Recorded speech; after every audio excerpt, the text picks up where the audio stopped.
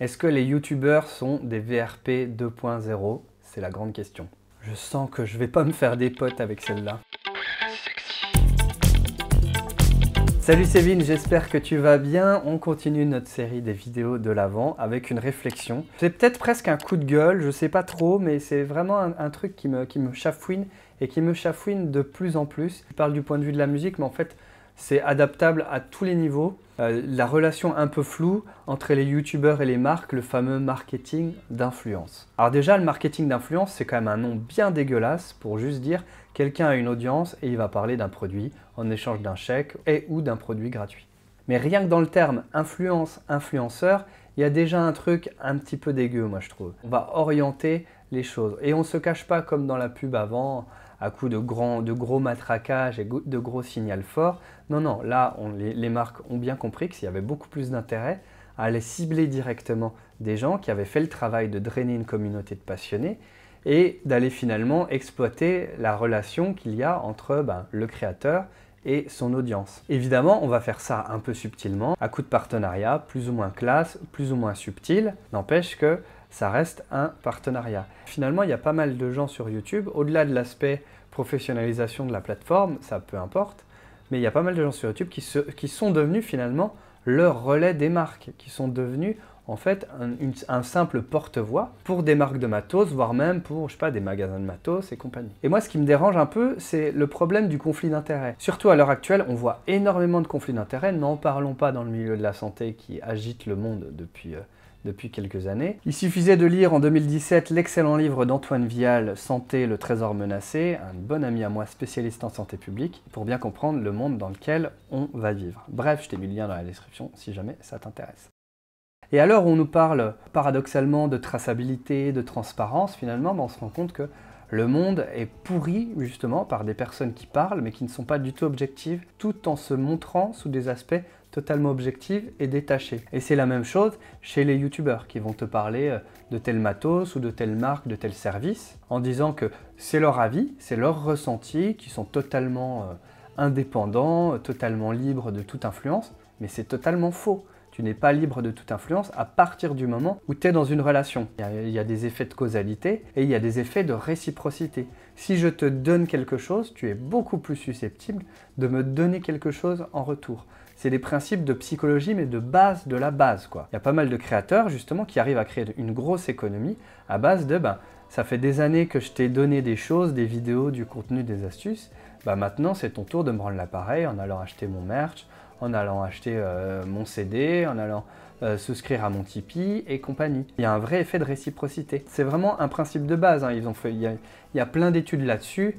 Un clochard de la rue, s'il demande une pièce directement, il a beaucoup moins de chances d'en obtenir une que s'il demande avant peut-être l'heure par exemple à quelqu'un. Excusez-moi, vous avez l'heure s'il vous plaît? La personne va répondre ou non d'ailleurs, mais si elle répond, il y a beaucoup plus de chances ensuite qu'il y ait une micro-relation qui se crée et que dans la micro-relation, il y a un début d'échange, il y a un début d'équilibre qui se fait entre deux forces. Quand la personne va ensuite demander une pièce, on est beaucoup plus susceptible de le faire. C'est pas forcément le meilleur exemple, mais à plein de niveaux, ça fonctionne comme ça. Et donc, on va pas me faire croire que si on nous envoie du matériel, si on nous envoie des chèques aussi pour parler de ce matériel, qu'on va le faire en toute indépendance, parce que c'est pas vrai. On n'est plus indépendant à partir du moment où on a reçu un cadeau et on nous demande d'en parler.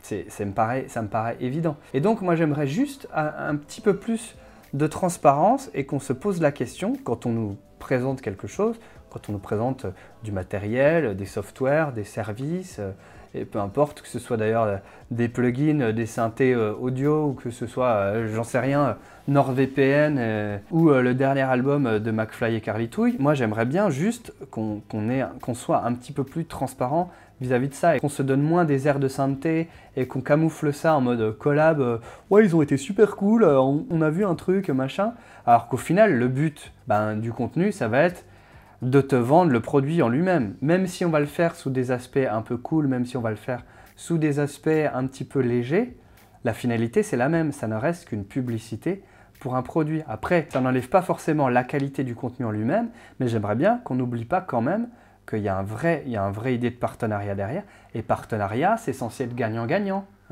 Donc pour le youtubeur c'est gagner sa vie, mais pour la marque, c'est vendre son matériel, c'est vendre ses outils. Faut quand même pas l'oublier. C'est un monde qui évolue très vite, mais en l'espace de peut-être 5 ans, je pense. Si tu veux, la notion de partenariat, de publicité aussi, même sur YouTube, elle est totalement rentrée dans les mœurs. Et en fait, au tout début, il n'y a encore pas si longtemps, dès qu'un créateur proposait un partenariat, dès qu'un créateur mettait de la pub sur ses vidéos, c'était une énorme levée de boucliers de la communauté qui ne comprenait pas, qui avait l'impression de se faire vendre des trucs alors qu'elle n'était pas venue pour ça à la base. J'aimerais bien qu'on se souvienne un tant soit peu de ça. Et moi, j'aimerais surtout que les gens disent d'où ils parlent, en fait. J'entends par là que les gens disent « Ok, ben, j'ai reçu ça de telle marque ». J'aimerais juste, quand on nous présente quelque chose, de dire en toute transparence, j'ai reçu ça, c'est un partenariat rémunéré même, donc faites-vous votre propre opinion. Tu vois, juste qu'il y ait un disclaimer peut-être, un truc comme ça. Parce que juste mettre, oui, partenariat commercial en petit encart, on ne connaît pas vraiment les tenants et les aboutissants comme ça. Voilà, c'est juste remettre un tout petit peu d'humanité, encore une fois, dans ce monde comme ça, parce que sous des aspects cool, fun, hype, machin.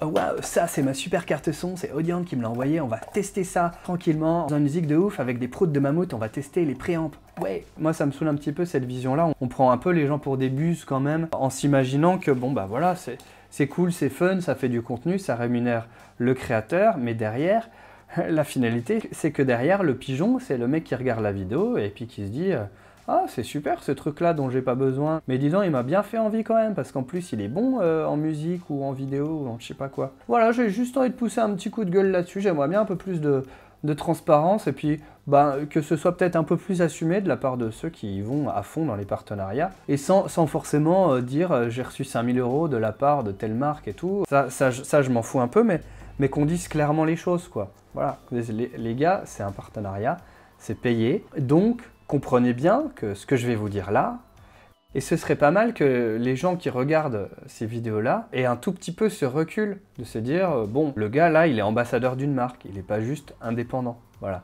c'est juste ça qu'il faut comprendre.